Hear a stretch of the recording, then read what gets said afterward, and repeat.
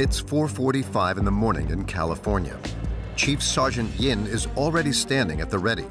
He runs one of the most successful boot camps in the United States. A boot camp is a recovery camp supervised by professional soldiers. The sergeant and his team are in charge of getting 133 young people back on the right track. This morning would be we call it shark attack, so it's when we come in very strong. And the purpose of this is to let them know that this is our world now. And in our world, we control everything here. The signal call for shark attack will be the bullhorn. Please inform your teams.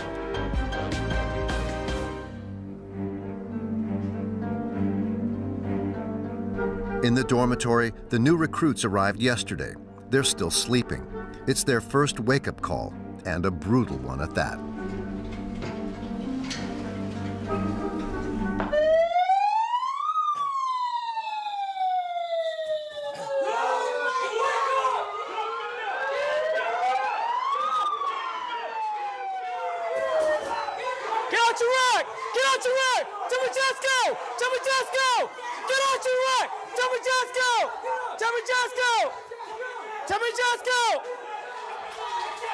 Pumps, jumps, bends. The shark attack is just beginning, and there is no escape. Squat down, jump, down, jump, down, jump, down, jump.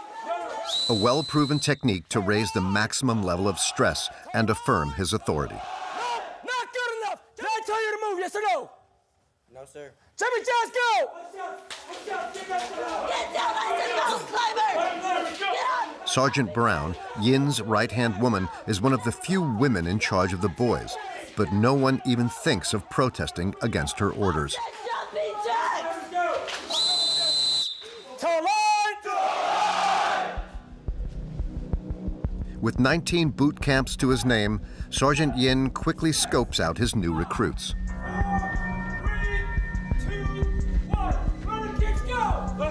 They're very motivated, they're very encouraged. They're following all the instructions. It's going really well here today. I got a good group of young boys. Push-ups, go! Nothing else. You understand that? Do you understand that? On the upper floor, there's even electroshock for the girls. They represent a quarter of the recruits and are always separated from the boys.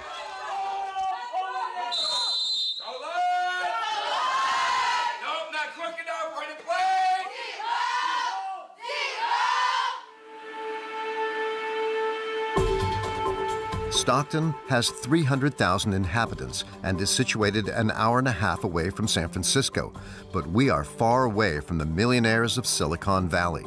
The unemployment rate is twice as high as the rest of the country. Isolated from town, the boot camp has an important mission: to put these young people back on the right track. Stop looking at me. Look at the person in front of your head. They are between 16 and 18 years old.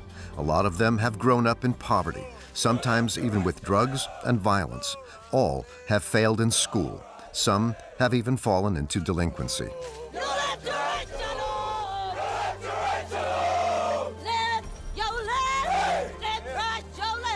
These young people have chosen to live isolated from the rest of the world for 5.5 months, far from the temptations of their past.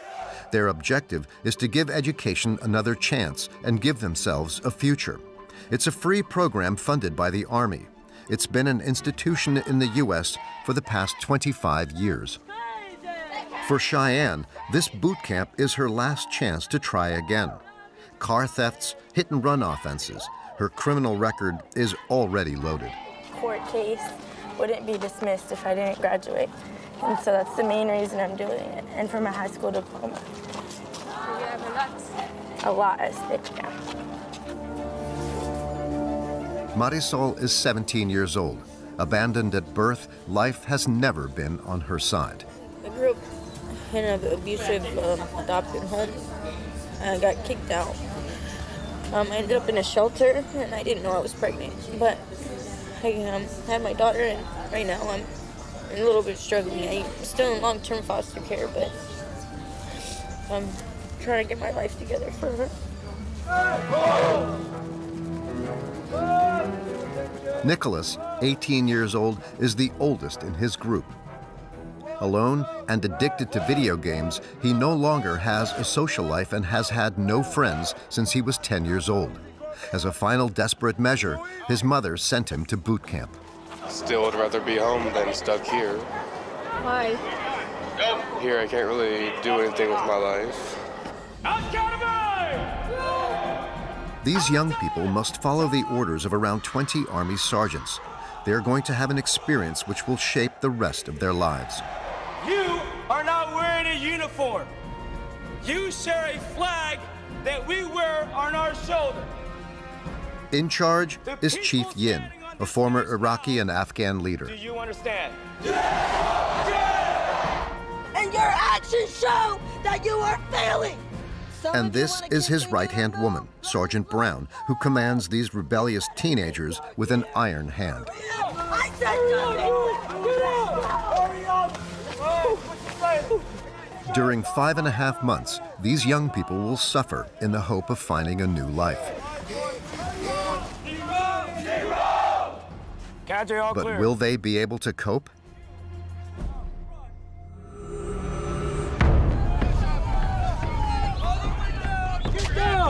At boot camp, Operation Shark Attack continues. Down, you all the way down. I said squat down. Squat down all the way, candidate. You can do it. I said squat. Hurry it up. Join in. Nicholas is already completely exhausted. It's just Hurry my up. knees Follow starting the to give out person on in me. front of you. Marisol has to tap into her last resources. And Cheyenne gets herself back into order. Let's go. Figure it out. Figure it out real quick and hurry. I want 120% now. You understand that? 120% now. After an hour, the sergeant gives them a glimpse into what lies ahead. Your mission for this class is to accomplish a change in your life. But in order to make that happen, you must sweat. You must work for it. You must go through the challenge and the fire today. You'll be given instructions. You will comply to my instructions. If you do not comply, your cadres will come back out here and cape you. Do you understand? Yes, Sergeant! Are you ready for this? Yes, Sergeant! Are you ready for this? Yes, Sergeant.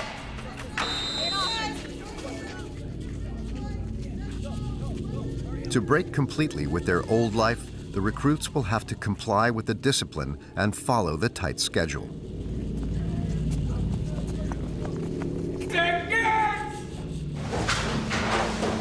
Back in their dormitories. The girls have 2 minutes to tidy away their belongings.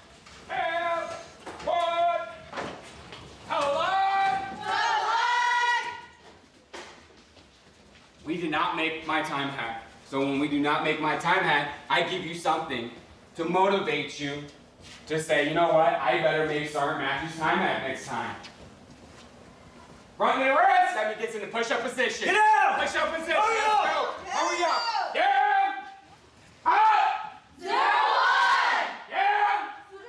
One slip leads to immediate punishment. For the boys, it's the same deal. I'm gonna come by and adjust you guys. I'm gonna adjust your hand, okay? Yes, Sergeant.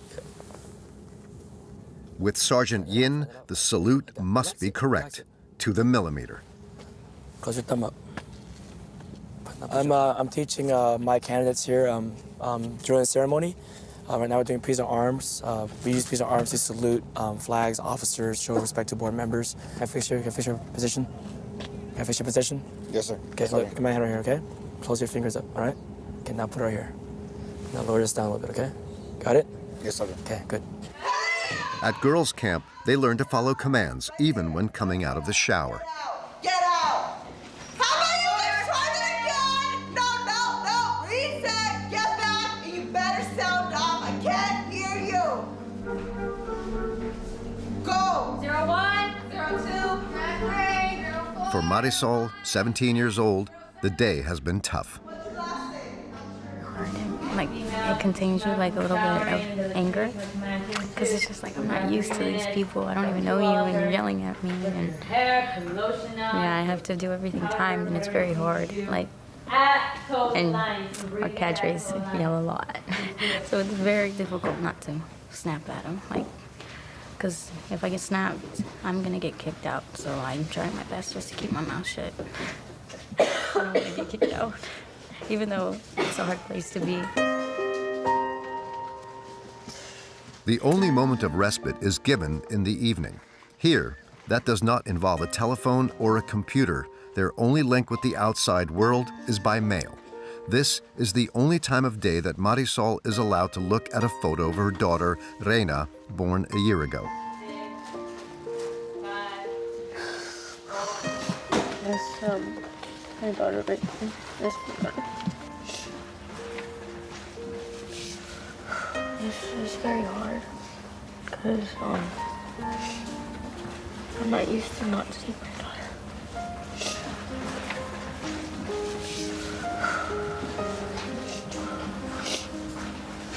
I don't know how she's doing, but I'm hoping she's doing okay. Marisol is going to have to put up with this distance for another 5.5 months. For the duration of the boot camp, she has entrusted her baby with her sister, a sacrifice that she accepts in order to give her daughter the life she herself did not have. My whole life, I was just put down. My mom was very mean, very hard on us. She didn't really want us. She just wanted the money that came with us. So we would get hit a lot. And we never said anything because of the fact that we knew that if we did, it would get worse. So I'm just trying to better myself because I don't want to mess up and then have my daughter taken away and be in my place. I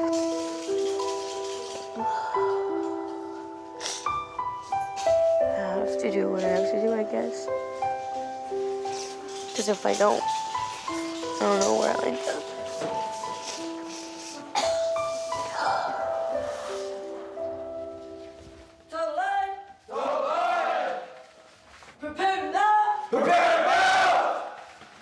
At the boys' camp, it's 8 p.m. and it's time for lights out.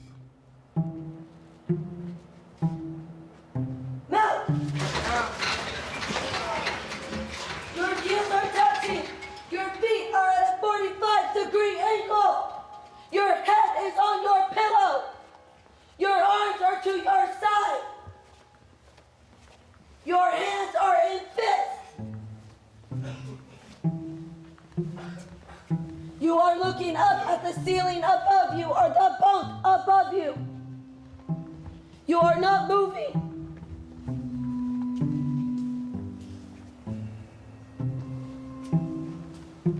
You are not moving.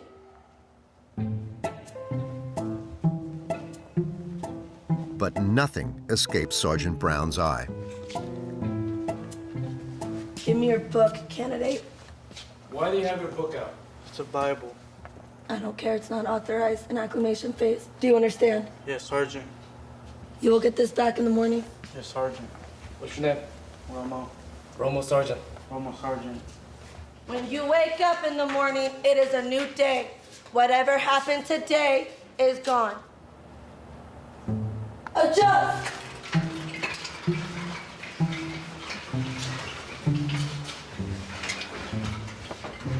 There's absolutely zero tolerance in this phase when it comes to having anything in bed to read, and that includes spiritual books. So right now it's hard, very hard on them, which is not me as a person, but so acclimation phase is difficult for me to be as a cadre, but you can tell I don't have a voice, but it's very necessary, very necessary.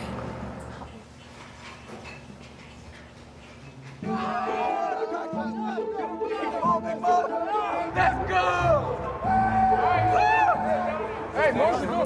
A few days later, the atmosphere is a little more relaxed. The theme of this new trial, team spirit. At a height of 1 meter and 88 and weighing 140 kilos, for Nicholas to jump over this 3-meter wall is a real challenge. In his daily life, he lives as a recluse and never talks to anyone. But here, it is only thanks to his teammates that he can overcome this challenge.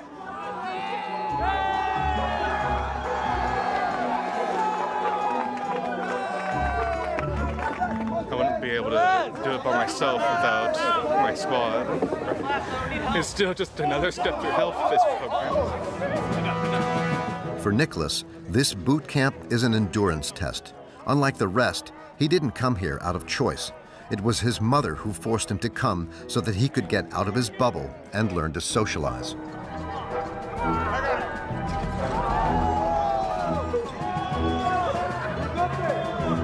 That is scary. That one looks hella fun.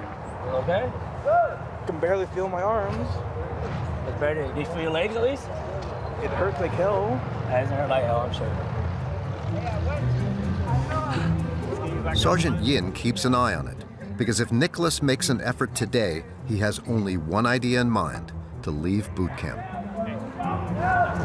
Okay? I'm trying to push toward where I can get back to my mom. I told you. I'm not sure if I want to go to graduation. Well, I'm sure I want your graduation. We're going to continue to push for graduation. At least I will and my team will. Anything to say? No, sir. Of course not. You don't have anything to say. Carry on. Have fun.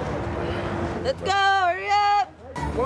Nicholas became the sergeant's main project. This isn't the first time that he's expressed his desire to give up. 2, 1, 0. Going all now.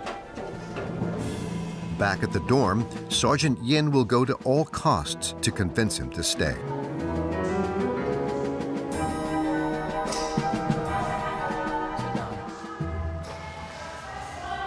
Push your canteen down.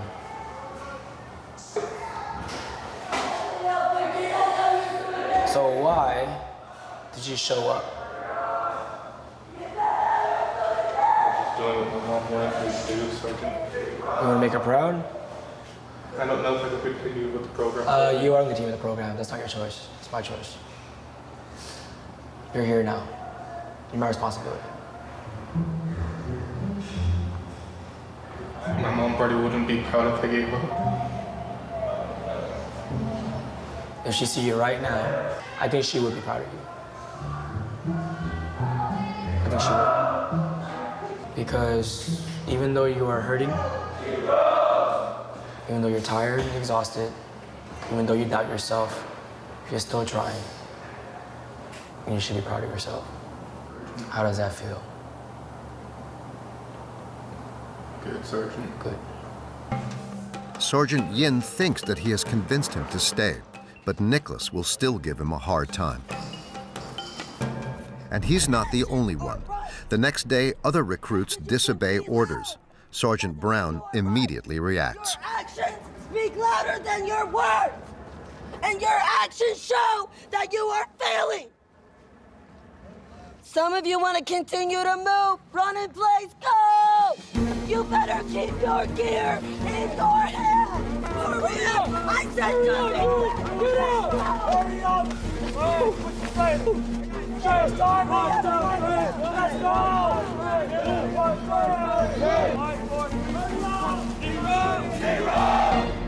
Cadre, all clear. You will not run my academy.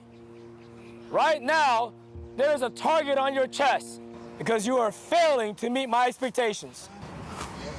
This will continue day in and day out until you are right. And when I say you, I mean everybody. On your feet, 5, 4, 3, 2, 1. So you're gonna start paying your debts. I will get what I want,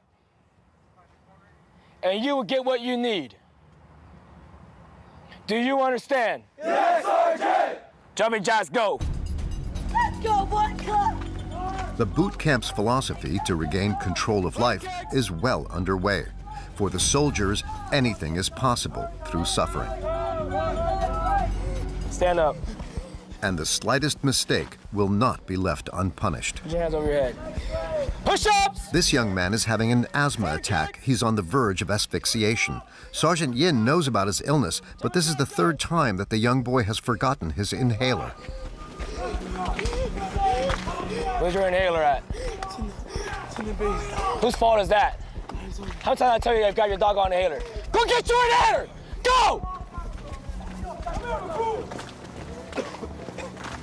I don't want to hurt anyone here.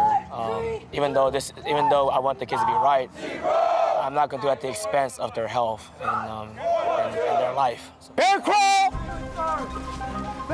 It is in these extreme conditions that the boys and girls will undergo 2 weeks of the integration stage. Some will give up along the way. Others will become cadets and start cadet school. They will then go down a different path to the others. 4, left, left, left. 7, 6, 5, 4, 3, 2, 1. Hurry up, gentlemen. I shouldn't see anybody making bunks anymore. You've had plenty of time. Let's go. After 2 weeks, it's the big day at Stockton Boot Camp. No more gray tracksuits. The recruits are to wear the uniform. From now on, they are cadets. Only 2 of the 133 young people have cracked and given up after 6 days. 19, 18, Nicholas, though dragging his feet, is still there.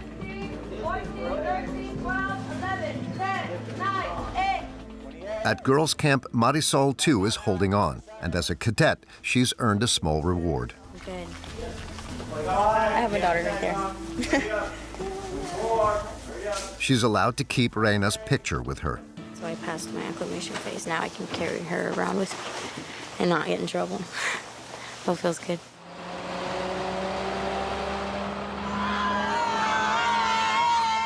On the way to the cadet ceremony, the female cadets enjoy a moment of freedom. Having been deprived of music for 15 days, they can finally have fun. And it's the sergeants who are leading the way.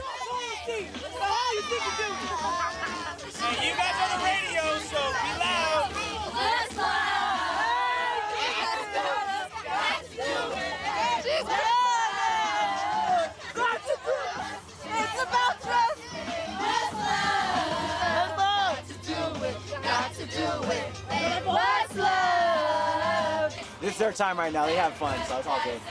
You have to let them have that every now and then before we bring down into back to the structure. But I like seeing this a lot. I'm killing your brains like a poisonous mushroom, deadly. And Sergeant Montiel takes the opportunity to show them his hidden talents. You better play where the kids don't play. I think it's really cool because we never see the, like, yeah, ever. We never see their personality. Never. That would work. You show them a little softer side. They've earned it. So they're not candidates anymore. They're now cadets. The cadet ceremony is an important step in rebuilding the lives of these young people who, until then, had missed out on life. We must show them that today they are on the road to success. Nervous. And to mark the event, it will take place on an aircraft carrier from the Second World War. The person congratulating them is Major Hudson, the head of the boot camp.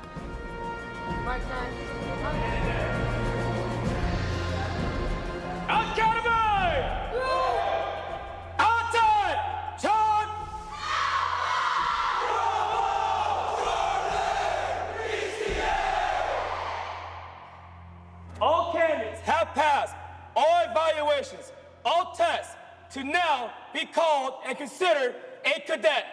Do you approve, ma'am? Approval granted. Yes, ma'am. Oh my God, this is happening. It's now time for Marisol's dedication. She and her fellow sufferers are received one by one on stage by the entire command team. Right now, take that bracelet. Put it on. Hurry up. As a symbol of their new cadet rank, they receive a red bracelet with a motto, integrity. A great moment of pride for many, except for Nicholas, who keeps a rebellious spirit. It still just feels pretty neutral to me. For others, this ceremony marks the promise of a new life. Let me explain to you what just happened. You are a cadet. You are not wearing a uniform. Challenge starts now. You have school now. We will continue to challenge you because we believe in you. And because you are worth it. 24/7. Do you understand? Yes, Sergeant! Do you understand? Yes, Sergeant! How are we feeling? Good, Sergeant! How are we feeling? Good, Sergeant! How are we feeling? Good, Sergeant! How are we feeling? Good,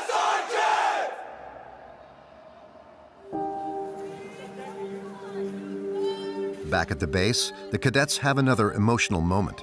Tonight, they have permission to have a 5-minute phone call with their family. This is the first time since their arrival 2 weeks ago.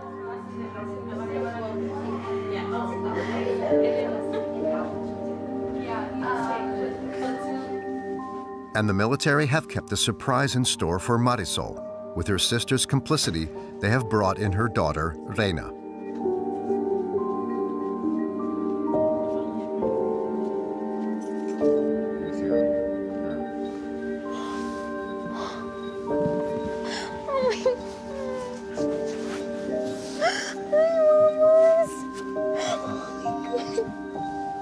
With her new cadet status, Marisol will now have the right to see her daughter for 1.5 hours a week.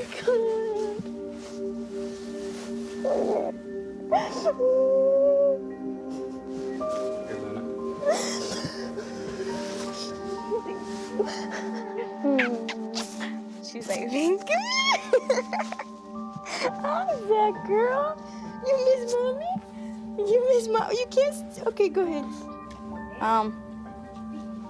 Mommy got this for you. I got it because of you. I got it, baby. This bracelet means a lot. Because of this bracelet, I get to wear this uniform.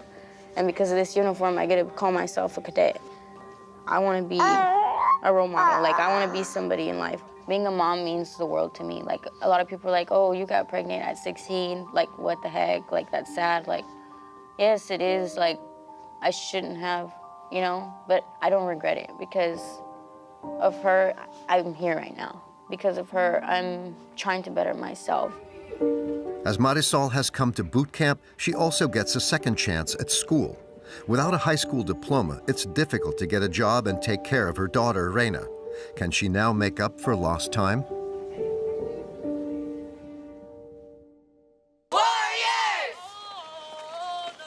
In Stockton, the kids have been on their journey to school for weeks. The school is located within the boot camp. Cheyenne is a delinquent with several car thefts and hit-and-run offenses on her criminal record. The judge has promised to drop the charges if she finishes boot camp.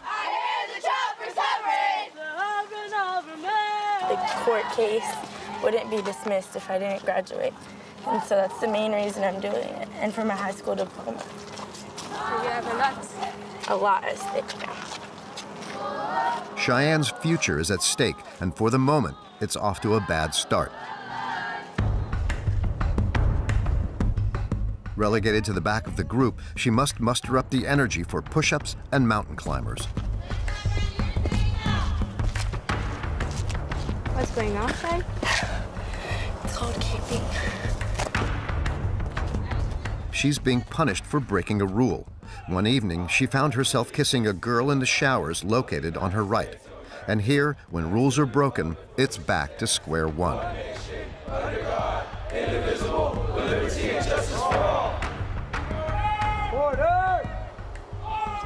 It's basically the first 2 weeks how we were like that. In the sweats, that's what it is. So it's basically that all over again. But they pick the amount of days that they want it for. Cheyenne is no longer allowed to wear a uniform, but that's not all. She's waiting for another punishment, which will be decided by the disciplinary council. But what's negative 15 0.5 plus 17. You have to subtract 15 from 17. In the meantime, she's repeating her efforts to get her high school diploma. Unlike many others, there are only a few things left for her to complete in order to achieve this. I used to struggle in math, but this teacher helped me get it. So now it's getting a lot easier. I used to not be able to do a single problem by myself, but I already did all these by myself. These young people have fallen behind on school by several years. Before, I did not care. I wasn't at a regular school. I would go to a bunch of different schools, so I never felt like I fit in. I'd end up not going, or sometimes I would do my work and not turn it in because I was too lazy. And I never had motivation to go every day. So I think here we have a push to go every day. We have to go. So that helped me a lot here. So on page 73 to 74. Here there is no distraction, no phone. These previously undisciplined young people are now in check, and for good reason. The sergeants are never far away, and they have a close eye on them. Warehouses just sat on the black market for supply, and since it was rumored that the infant had died we rotate in and out, just make sure discipline, they're being respectful.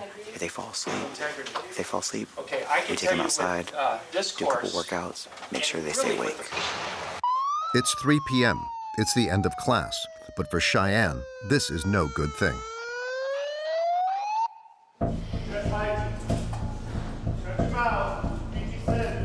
Let's go. It's time for her to face the disciplinary council. This young girl and her girlfriend will finally know what punishment they will suffer. Cheyenne has a lot at risk because up until this point, she's denied the accusations against her. Her girlfriend, however, admitted that they kissed in the shower. Bowman, first one. Let's go. Everyone else back up. So you're going to give them the set instructions on what to do. Hey, listen up. So you're about to meet the other side of me because I'm not really happy right now. Okay? You better figure out what you're going to tell me in that board because it's going to really decide what I'm going to do. Do you understand that? Do you understand that?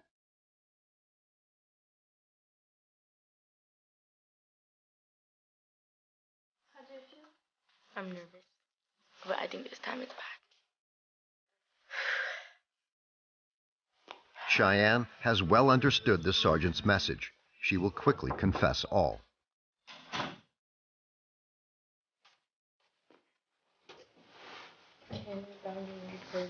Center yourself on Sergeant Matthews. Candidate Bauman reporting to board. Speak up. Candidate Bauman reporting to board as ordered. Addis, why are you here today? And tell me about that. What happened in the shop? Tell me what happened. We kissed in the shop. So what started all of this? Me, Asadis, and Ayor were all really close. Just best friends. And then Ayor and I started talking more about our life situations, and we found out that similar stuff has happened. And then it just kind of happened. And then the day in the shower, it was counting up. It was never planned or anything. That's the first honest thing I've heard from you about this situation. Because you've told many people different stories, including myself. If you make a mistake, that's fine. Just own up to it. Do you understand that? This time, Cheyenne confessed the truth. She's now waiting for the sergeant's verdict. Bowman, position of attention, move. In regards to your integrity issues, I am giving you 15 days of pre-challenge. Do you understand that? Position of attention, salute. Cheyenne will have to endure 15 days of harsh treatment and additional physical training.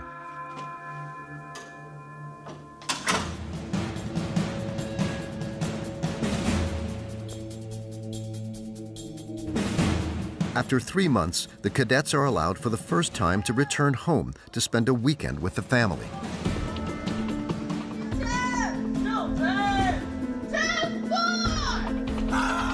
Before leaving, Sergeant Brown doesn't forget to give one last warning to her group, the Titans.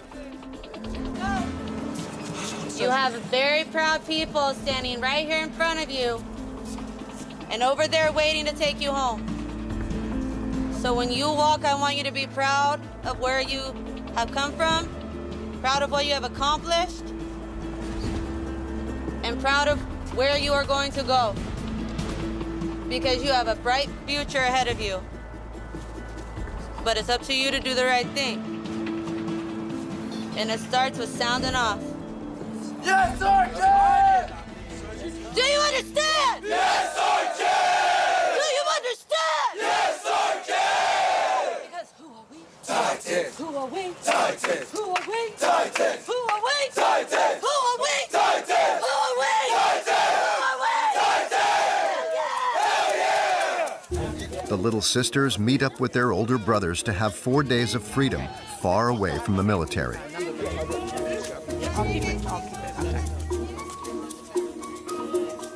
Nicholas has emptied his locker. He intends to make the most of this opportunity by making a getaway. Pretty much just following the same plan I've had since the beginning, of just get out of this place and not come back. Why not? There's already just so much I need to do, and being here is just wasting time. That doesn't progress anything for my life. How do you think your mom is going to react? Do you think she's going to agree? What do you think? I'm really at the point where I don't really care how she reacts. It's my life, and I'm trying to progress it instead of just being stuck in one place for the entirety of it. But in front of his mother, Nicholas will not talk in quite the same way. How are you? You ready? You're not taking the rest of your stuff. No, you don't. You don't need, you're coming back, so you'll get your stuff when you come back. You're coming back. That's the last time we're going to talk about it. No, you don't. You're coming back Monday. That's it. You have come way too far to turn back now. There's no turning back.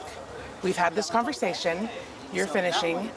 You've changed so much already, and you're going to keep going. And this is just the beginning of tough realizations for Nicholas. He hopes to get back to his room and his video games, but his mother, Sarah, has booked a weekend outdoors, far from the screens in Santa Cruz on the California coast.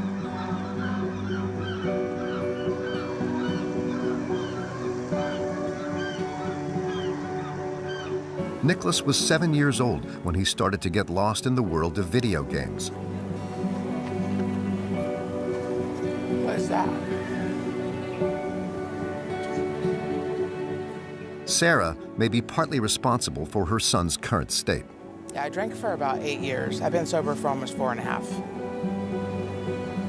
So how was your relationship with Nick during that time? Distant, probably. Non-existent. I would tell him to bring me beer. I stayed in the bedroom and watched TV and just alone. But he was just kind of, playing video games. That's all he ever did. It's the thing I had to cope with you doing that. My way of keeping myself separate from all that stuff. I just sunk even deeper into a world of games just to get away from it all. Basically play like role-playing games, just like sink into a different life just to get away from the current one, to find something good. And at times still even have to do that every now and then.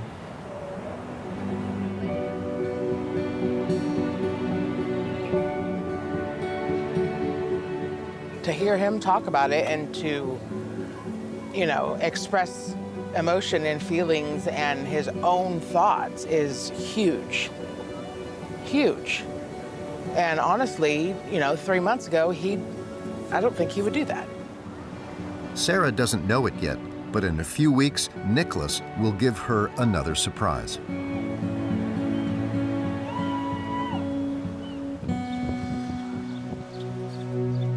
Cheyenne has also been allowed to go home. The disciplinary council and their punishments are behind her. She is preparing for an internship, and not just any internship. The young delinquent car thief chose to spend half a day at the city's police station. I'm really excited for today because instead of being the person in trouble with them. I'm actually the one learning with them and going with them to see what they do. How are you? Good, I'm Brandy. Nice to meet you. Your makeup looks really pretty. It was Cheyenne's grandmother who organized the arrival of Officer Aguilar. She knows that her daughter has dreamed of joining the police since she was a child. This is something I've wanted forever. Like, I've always wanted to stay behind the Oh, now I feel like there's a lot of pressure on me. Oh no, I better make it good. Be safe, okay? Love you. Love you more. Off she goes for 4 hours of patrol. The last time Cheyenne was in a police van was for a very different reason. I was ripped out of a car at gunpoint at 6 in the morning because the cops grabbed me really hard and put me in handcuffs. Informed of this delinquent's background, Officer Aguilar knows about the agreement between Cheyenne and her judge to clear her criminal record at the end of boot camp. You did this stuff when you were like, you know, younger. Yeah. Not younger, but I mean, when you're going through a hard time. Judge Stashin obviously saw something in you. Mm-hmm. Just having your back completely shows you a lot. That's a huge thing. And like if I can change your mind, like about law enforcement, like about you having like any bad experiences with law enforcement or whatever, then I'm doing like what I'm supposed to be doing. Yeah. And Cheyenne will have an opportunity to discover how Officer Aguilar carries out her role. No plates. She's just spotted a car that's been stopped due to suspicion. What happened to your car? Sorry about that. I just bought it. It's from the auction. No plates? No nothing? Where's the paperwork? Hey, can you roll down this back window for me? Okay. How much weed you got in the car? A little zip? All right. Officer Aguilar first wants to check that the driver is unarmed. There you go. In the car, she has spotted marijuana. In California, holding up to 28 grams per person is allowed. She takes hold of a big package. How much is it? Okay. A stroke of luck. The driver does not exceed the authorized amount. He can leave again on the condition of putting his registration plate in order. All right, we'll give you all your stuff. Thank you. You're welcome. Have a good day. I can't search it just because of the license plate. It doesn't give me any reason to get inside the car. If he was on probation, I could search his car. But I smelled weed. That's why I searched his car. And he was super cooperative. Mm-hmm. Do you think he was high? No, he wasn't high. He was fine. He didn't have bloodshot eyes, nothing. He wasn't showing any signs of being high. So. She's nice. I think she's nice. She was like smiling and laughing with him, and usually they're like aggressive and mean, but she's really nice. I think that there should be a lot more female cops. I do too. I think they're better than men. Thank you. Man, I could teach you how to be a cop. Cheyenne's grandmother was right. This may be the beginning of a vocation. She'll do great things. I see it. She will with people like you behind her. Yeah, she's gonna do great things. I can't wait to see you in a cadet uniform. Thank you. Bye. Have a good day. Cheyenne is now thinking of joining the police academy, but first she has to return to boot camp.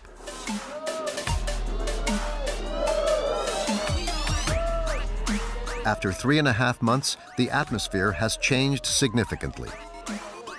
During the daily sports session, even music is allowed. Everybody else, about face. March! And above all, it is now the cadets who, in turn, take control of the group under the surveillance of Sergeant Brown. 19. Just make sure. We kind of step back a little bit, and it's more cadet ran. So he gives out all the commands, he holds the time, because when they graduate, they're not gonna have cadre here.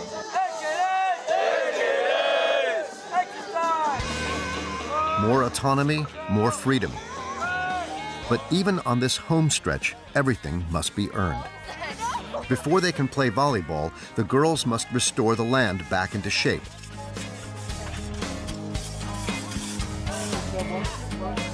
Marisol does not object. Honestly, before I would not have done this. I would have been like, what the heck? No, you can clean it. But like, they show you teamwork and responsibility, and know that things are not given to us. So this is a good thing for all of us to know that you have to work hard for what you want, and we're working hard right now. So it's a good thing. A lesson that Marisol has grasped and will soon be invaluable when she faces life after boot camp. After 5.5 months of hell, it's finally D-Day for Cheyenne, Marisol, Nicholas, and the other cadets of Stockton Boot Camp.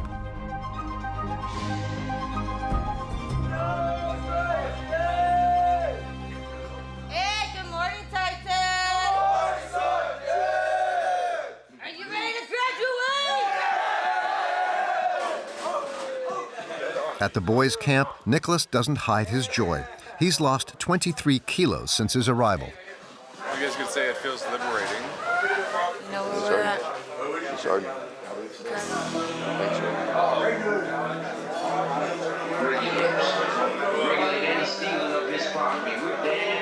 right, get my cargo. Moved, Sergeant Brown is also aware of the dangers awaiting her protégés when they leave the camp. It's scary for me to think about the kids going back into a bad situation or them making a bad decision. That's the risk. All right, I'm not gonna cry yet.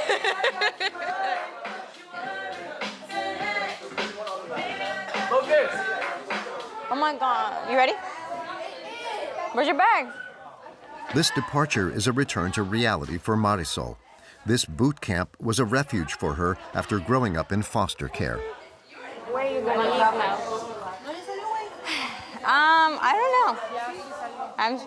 I have to go to school on Tuesday. I'm trying to get to transitional housing so where they can help me get my own place. So I'm trying to figure out for now.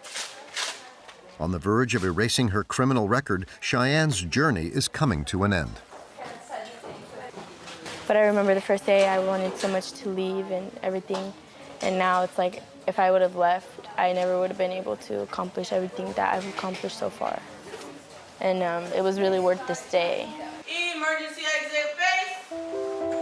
Right side follow. This is the last order that they must carry out. The girls will never come back to this dormitory. I'm nervous. We're gonna go back into the real world.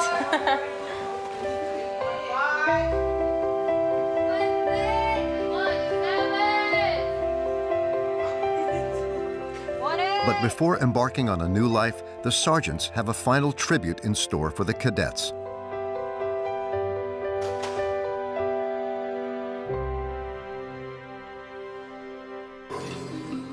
It's in Stockton. In the Grand Theater downtown, there will be a graduation ceremony for the boot camp.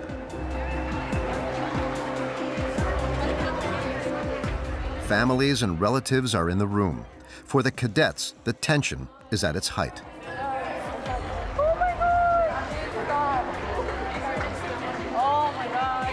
All are waiting for the go-ahead. It will be given in a few moments. Nicholas is in charge of the orchestra. I have to play a song for all the other cadets when they walk in. And how do you feel? Pretty as nervous as I can get.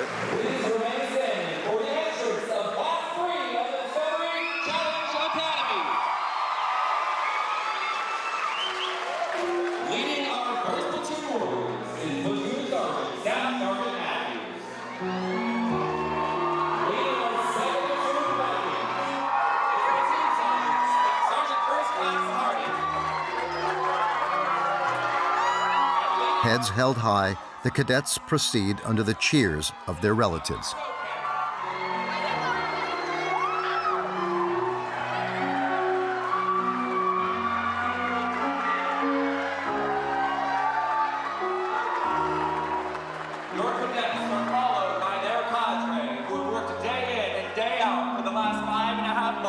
supervising these young men and women before you. Let's give them a round of applause.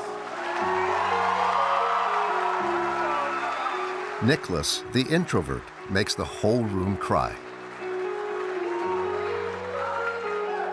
Finally, let's hear it for Cadet Moser on the piano.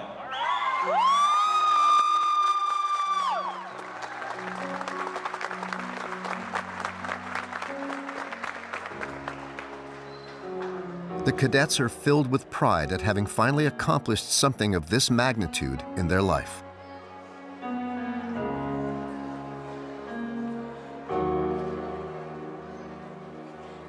Please take your seats.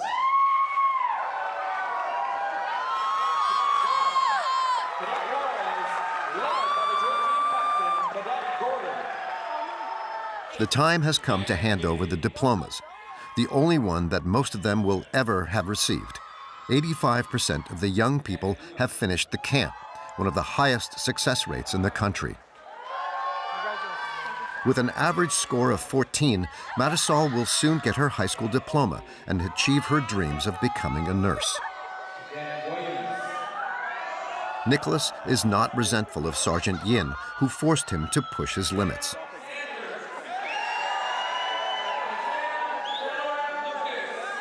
Cheyenne got all the points she needed to achieve her high school diploma.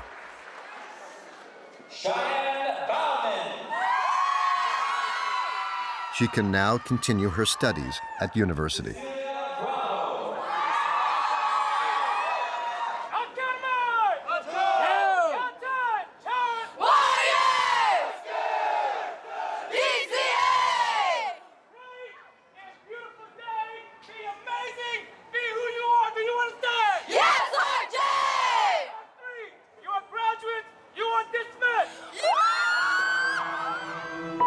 In the United States, almost 80% of the young people who leave these programs end up failing their exams and getting a job. 3.5 months after boot camp, Nicholas has returned to video games. He's returned to living in his room, isolated from the real world. Cheyenne did not go to university. She returned to a life of delinquency. She's currently wanted by the police. Marisol got reunited with her daughter, but has not found any housing. She lives from hotel to hotel, but she's holding on. She's about to get her high school diploma and enroll in nursing school.